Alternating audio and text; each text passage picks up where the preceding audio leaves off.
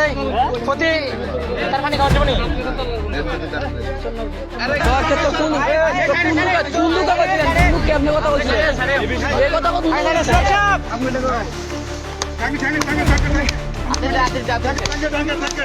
এখন আইনকে বলবো, প্রশাসনকে বলবো, বাংলাদেশ গভর্নমেন্টকে বলবো, এই সমস্ত কুলাঙ্গার যারা আল্লাহ এবং আল্লাহ রাসূলকে নিয়ে বাজে মন্তব্য করে তাদের সর্বোচ্চ শাস্তি ফাঁসি নিশ্চিত করা হোক। ঠিক না? ঠিক। তার এই চেহারা দিকে দেন, চেহারা দিক করেন।